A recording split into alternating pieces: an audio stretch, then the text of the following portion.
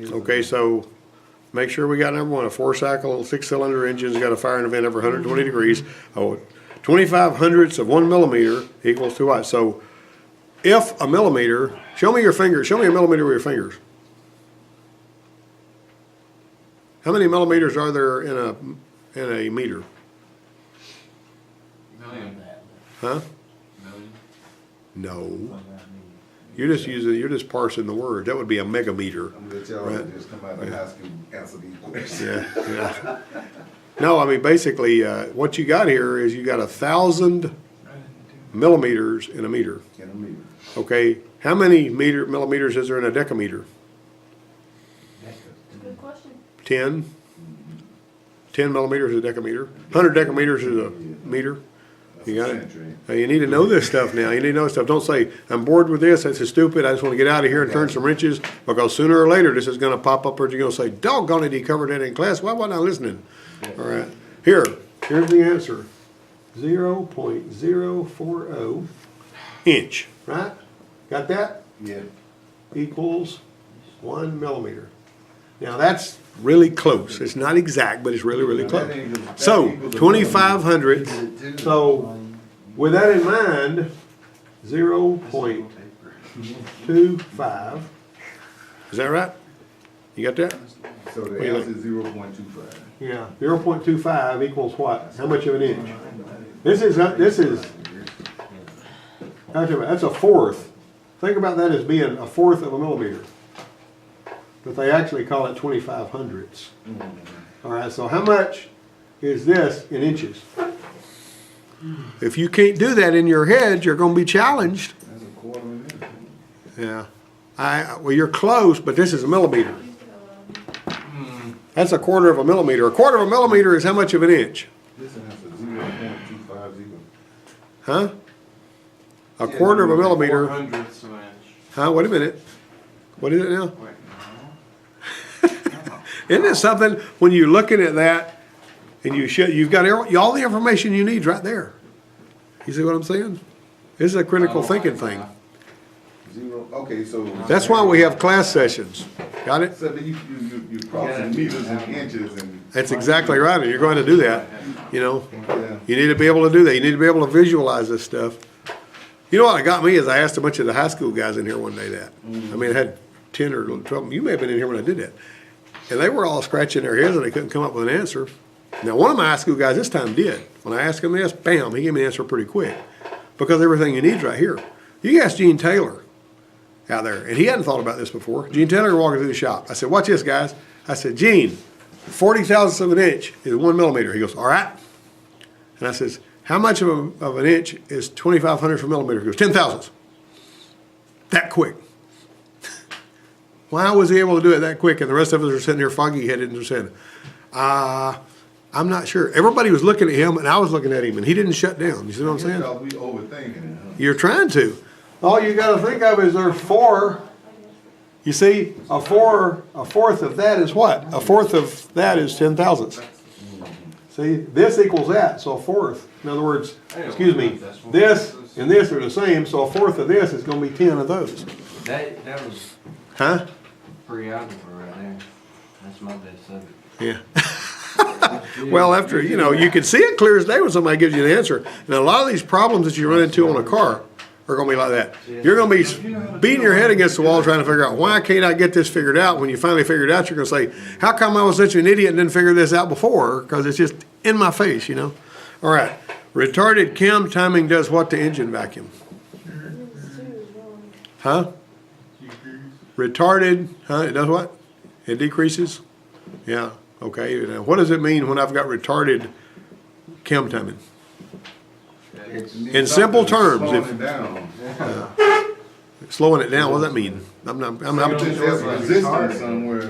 You got to explain this to your wife or your girlfriend now so she can understand it, okay? If you can't explain it, Einstein said if you can't explain it to a 6-year-old, you don't understand it yourself. I would say, the way that I would say that in the simplest words possible is the camshaft is running behind the crank. They're both turning the same speed. They're both turning the same speed as far as the same speed they would if everything was right. Camshaft is turning at half a crankshaft speed, right? But They're actually turning at the same speed they ordinarily would, but the camshaft is out of time and it's running late. See? It's actually not getting there as quick as it should. And that's going to cause the valves to open a little bit later. And that's going to cause the piston to be at a different spot when the valves close. So your vacuum is going to drop. How is your vacuum created in an engine anyway? What creates the vacuum? Low pressure above piston. Bing tell me. He's got low pressure above piston. So you're basically, the piston comes down, but what is it pulling against? Why don't a diesel have vacuum? It doesn't have a throttle plate. Got me? You know, when you look in that throttle plate, you see this brass throttle plate stopping it up, except it's got a little bitty hole drilled in it. It's pulling against that, and you got low pressure in there because the throttle plate is not letting it. All right. When you give it the gas, when you open the throttle, and this is an engine performance thing too, engine vacuum actually drops. Pressure goes up and vacuum drops because they do this. All right, you understand that? Okay, so if we can take that and we can use it for our own purposes. So if we can hook a sensor in there and we can actually say, well, if we've got low vacuum, that means we got a higher load. Because if you brake torque an engine, the vacuum will go down and stay down while you're brake torquing it in gear. And it's adding more fuel. Got it? And so the answer is it decreases. It's going to decrease engine vacuum whenever you retard cam timing. I'll tell you something else that'll decrease engine vacuum. Retarded ignition timing. You can go to the Bronco. You remember you were working on a Bronco yesterday? You can watch that vacuum. What did you see when you retarded the engine, the vacuum? I mean, you retarded the time and the vacuum went down, didn't it? You might even look at your gauge. On that scale, it'll say late ignition timing or late valve timing. You got it? All right, so late valve time is because of retarded cam. Anyway, the purpose of EGR is to do what? What does EGR do? Recycles hydrocarbons. Now, wait a minute. Everybody's talking at once. What? B, recycle hydrocarbons. That's a buzz. NOx. He said that. Who said that? Give that man a gold star. He reduces oxides of nitrogen emissions, and it does that by what? Burning it off. No, it don't burn nothing off. I thought it sent it to the catalytic. Sir, what does he say? What is it? Listen to him. Listen to him. What do you say? Cooling the combustion. Cools the combustion chamber. He remembers that from last semester, see? Yeah, you take away some of the burnable mix, it ain't gonna be as hot. Got it? In Cajun country down there, when we used to, let's say you got a barrel and it's got explosive vapors in it because it had an explosive chemical in it, like lacquer thinner or something. But I gotta get my torch and I gotta cut that barrel in two, and I don't wanna get blown up. Now, how I'm gonna do it? I'm gonna take a pipe, hose from the exhaust pipe on my car, and I'm gonna shove it in that barrel and just let it fill that barrel up with the car exhaust on a car that's running right. And then you can just burn that thing with a torch all you want to and it won't blow up because there ain't no burnable mix in there. All right. Why is it called exhaust gas recirculation? Because it's taking exhaust gas and running it into the That's how intake. cools it? It cools it because it doesn't have as much to burn. So you can't burn exhaust gas again. So it's gonna displace some of the oxygen and it's gonna make it not as hot. Because it goes up to above 2,500 degrees is what makes oxides of nitrogen anyway. So if you keep it below 2,500 degrees in some inert gas, which you've got a good supply of it right there in your exhaust, you know? So you don't actually run some of that back in there. Something else you can do. In the mid-90s, Ford Contours had exhaust valve timing that was variable. And so what do we do on those? We don't put EGR on them, but we're actually gonna close the exhaust valve early while there's still some exhaust gas in there. And we're gonna leave some in there instead of recycling it, we're just gonna let some stay. Got it? Now there's other reasons you can use variable valve timing too, but that was the first people that ever came up with that idea. And that was basically a Mazda thing. But it showed up in here on Ford Contour. Okay, now that leads to the next question, which is a good deal. The purpose of valve overlap. I was talking about valve overlap a couple of days ago. What is valve overlap and what's it there for? Allow the incoming intake flow to purge remaining exhaust gas. You had your fist in your mouth. What were you saying? B, allow incoming intake flow to purge remaining exhaust. Good answer, Joe. He's got actually the incoming intake is going to finish purging the exhaust gas. If you don't have valve overlap, you've got a rough idle, and it doesn't run. It's also less efficient as far as the exhaust emissions. Okay, so in valve overlap, when is valve overlap happening? Where's the piston at when valve overlap's happening? You need to be able to think about this like it was your second nature. Top dead center? Yeah, you're on top dead center, which stroke? Gotta be the exhaust stroke, doesn't it? Because the exhaust valve is closing up. But it ain't quite closed when the intake opens. Okay. And see, also think about this. You've got a very tiny amount of space up there for it to purge too. So, all right, let's look here. Technician A says an engine knock always means something engine's loose. Hey, true or false? True, that's false, I'm sorry, that's false. That's false. Come on, bro. Appreciate it. I really appreciate you taking the trouble to bring this out here. There you go. It's a hard looking thing. Yeah, take it and give it to Willie. He's the one that's gonna put it on there. Yeah. Tell Charlie, thank you. We really appreciate it. Just a second, I'm gonna give that girl in there. There you go. All right. We appreciate it. Yeah, let me give that one to the girl in the office, please, if you don't mind. Okay. All right. Now then, we got a, technician A says engine knock always means something to lose. Technician B says a cylinder can have good compression rings and still consume engine oil. Now, why is it consumes engine oil? What rings you got on a piston? You got an upper compression ring, got a lower compression ring, and you've got, what's this bottom one? Oil ring. What's it there for? What's it do? Prevent the oil from leaking out. I'm not, you keep, what's it for? To keep. Think of it as a squeegee. Pulls it down. Yeah, it squeegees it off of the cylinder wall. Now, if this thing here gets kind of stuck and gummed up so that it don't work and it's not against the cylinder wall good anymore, then these don't squeegee worth a flip. And some of that oil can stay up in here, poof, and then it burns, see? So that's what the deal is on that. Now, that backwards, these pistons are weighted, that's why it's really important. See, this one here's got a notch on it? If you put the pistons in there backwards, on some engines, it's worse than others. They'll make a noise because they're weighted to go in there a certain way. Make a Volkswagen run. And that Volkswagen, boy, that son of a gun, that little rail buggy that guy had, I ain't kidding you, that little rail buggy, when we built that motor up, all right, which way do you point this? At the front of the engine. Which way is the front of a bug engine? The dadgum flywheel. The flywheel's the back of a gas, you know, and I'd been out of the bug business for a while. I've been working on American cars.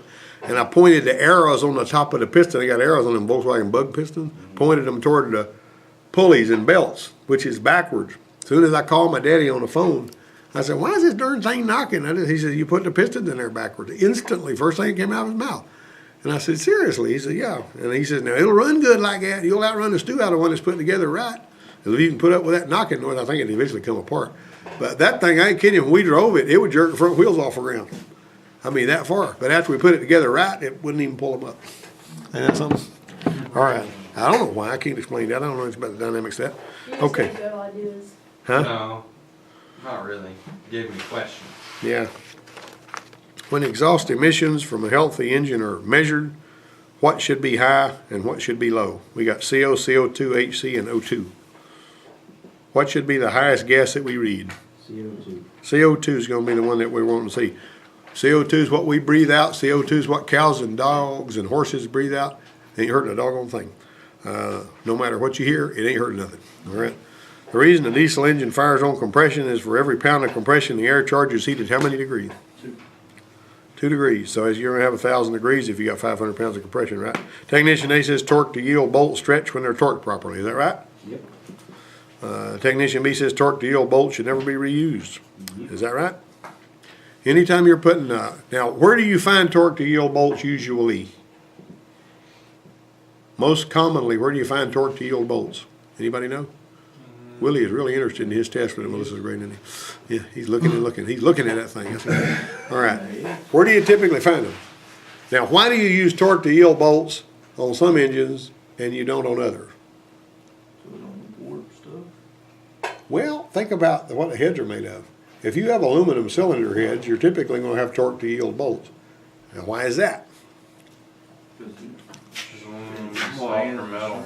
Use a little bit of this, I gotta spray the roller on that gas door. No problem. Bad. That's, man. Yeah, it's terrible. It's a son of a gun, I'm Yeah. telling you. Yeah. It's not a problem for Papa G. Yeah. He's out there at work, a problem. But, He done outweigh me by 250 pounds. yeah, you talking about on the gas pump? Yeah, that's- Oh, yeah, that's nasty.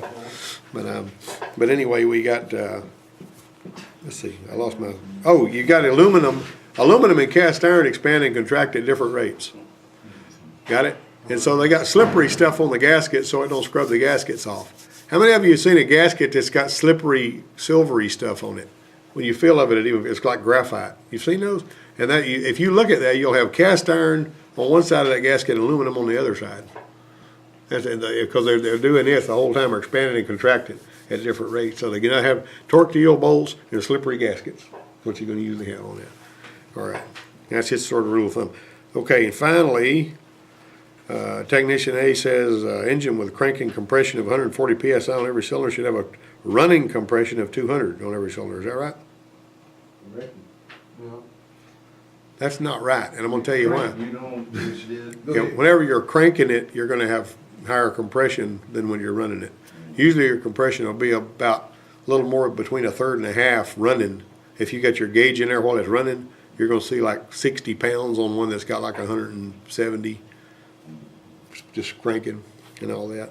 And so Technician B says a stuck shut IEC valve can indirectly cause a low compression concern. Yes. You got yes. You know why? You know why? Yes. You know why? Yes. Okay. What happens when you're starting a car? This is engine performance. When you're starting the car, the idle air control opens wide open.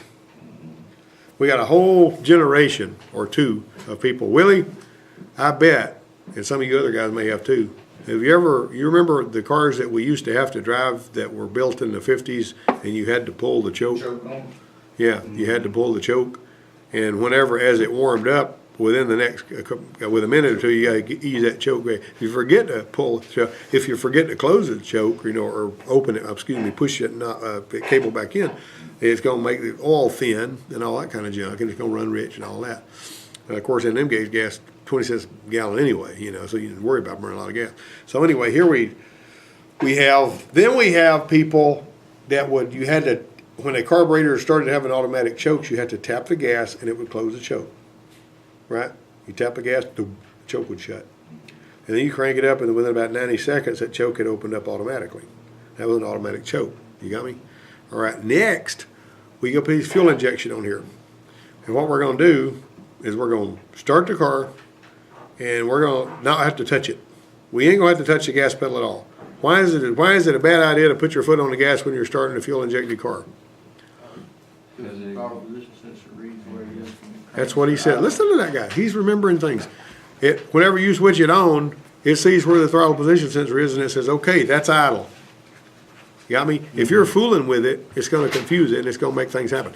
Okay, now, long and short of it is, if the idle air control cannot open wide open and give you some air when you're starting it, or for no-touch starting, you ain't going to have very much air, but you're going to have a double gas squirts. But your throttle, whenever you pat the gas on one that's got a carburetor on it, you're wetting the manifold to get it started. Got me? You got a Tecumseh engine with your little bulb. You got to wet the manifold, and on the Briggs and Stratton engine, it's got a choke. The Tecumseh engine, you just pump it with your little bulb. Well, any engine that's starting cold has got to have more gas when it first starts off to get it going. All right, so you're squirting all this extra gas in there. Your idle air control stuck shut. You're washing down the cylinder walls. You wash down the cylinder walls, and that oil goes away, and you got those rings dragging on dry cylinder walls. You got low compression. On these low tension piston rings and on these engines that we got nowadays, whenever you've washed the cylinder walls down because of an idle air control that's stuck shut, it will sound like the timing has jumped. It'll go, yeah. And when somebody comes from a car lot, somebody with a car lot will say, hey, we got this car that sounds like a timing belt's jumped. If it came from a car lot and they've been starting and moving it around without letting it warm up, you better be checking to make doggone sure, except before you throw a timing belt on it, pull the spark plugs out and put a shot of oil in the cylinder. And then spin it real quick with that oil in there, let it get mixed around, put it back in. A lot of times it'll fire up. So you'll be a miracle worker where somebody thinks they need a timing belt and you get it started in 8 minutes. And they say, wow, that guy knows how to fix things. You know what I mean? But some places will put a timing belt on there and charge them for that too. Now, when you say you mean the motor gonna whine? It just doesn't. No, it sounds like it ain't got no compression. That's on the ones with the low tension piston ring. Now these older engines would go. You ever hear one that's been sitting up for a long time and it goes, rah, rah, rah, rah, it doesn't spin over good? That's because there's not any oil on the cylinder walls. But that's high tension piston rings. Low tension piston rings, the pistons will just freewheel up and down because they're not squeezing any air because the air is going past, because that oil is a seal. That oil seals around those rings, see? And I don't know what the ones I've seen come in, they say, it won't start and it sounds like timing belts jump. You spin it over. I mean, it's got no resistance whatsoever. I believe you could take that thing with a very small ratchet and just turn the crankshaft like this, you know. But you put a little oil on there in each spark plug hole and it'll fire up, you know. Starts getting compression, it'll bust right off. But it's because of the idle air control or because somebody's cranked it and didn't let it get warm. Because it's running rich when it's cold, it's going to wash those cylinder walls down. Now, the reason I'm taking the time to tell you this, and you know, some of you are probably trying to turn into a skeleton in here while I'm talking about all this stuff, I will forget to tell you this stuff if I don't tell you now. Yeah. And then later on, see, Garrett seems to soak up everything I say because he remembers this stuff. But I remember it, I just didn't put it up when you said it. yeah, but I, yeah.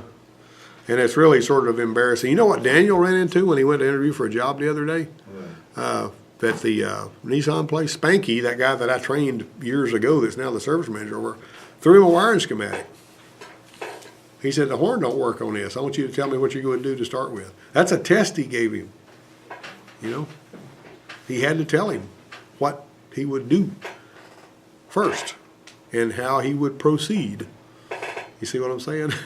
I mean, and I said, they're liable to ask you that, and if you say, well, I don't know, I can fix it, but I can't tell you right now, they're liable to just send you on down the road and hire somebody else. You see? check the fuse. That's the first Yeah. thing you do. Quick and easy. Whatever's quick and easy is what you do first. See, Melissa ran into this one here that was throwing that PO 128 codes. First thing we did is quick and easy. We throw a thermostat at it because that's typically what's wrong with it anyway. Instead, we got smacked around by Katie's because we put a thermostat in there and the sensor was reading 60 degrees cooler than what was true. You know, it was throwing that PO 128. We went round and round with that darn thing for a month. Finally got it all straightened out, you know. Anyway, that's it. We're done with that one. Turned it in. How'd you do? What'd your grades turn out? Missed I four. missed